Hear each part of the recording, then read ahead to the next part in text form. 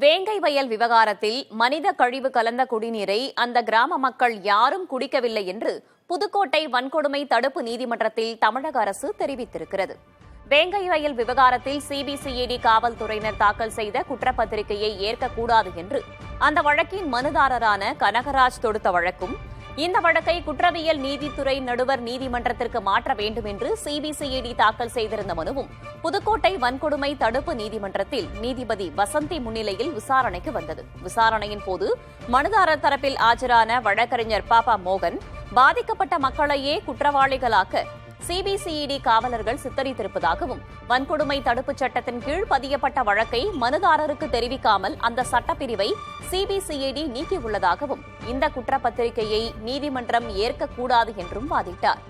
வன்கொடுமை தடுப்புச் சட்டம் நீக்கப்பட்டதை புகார்தாரர் கனகராஜுக்கு ஏன் தெரிவிக்கவில்லை என்று அரசு தரப்பு வழக்கறிஞர் குமாரிடம் நீதிபதி வசந்தி கேள்வி எழுப்பினார். மனுதாரருக்கு 3 முறை சம்மன் அனுப்பியும் அவர் வரவில்லை எனவும், தன்னால் வர முடியாது என்று புகார்தாரர் கனகராஜ் எழுத்துப்பூர்வமாகவும் சிபிசிஐடி காவலர்களிடம் கடிதம் கொடுத்திருப்பதாகவும் அரசு தரப்பு வழக்கறிஞர் குறிப்பிட்டார். வழக்கில் குற்றம் சாட்டப்பட்ட 3 பேருமே பட்டியல் சமூகத்தைச் சேர்ந்தவர்கள் என்பதால் அந்த பிரிவு நீக்கப்பட்டதாகவும் அவர் தெரிவித்தார்.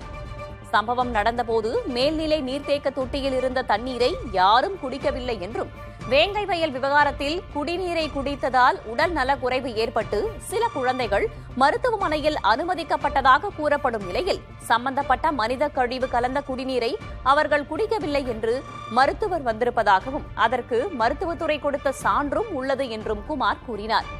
இருதரப்பு வாதங்களையும் கேட்டறிந்த நீதிபதி வழக்கை வரும் 3ஆம் தேதிக்கு ஒத்திவைத்தார்.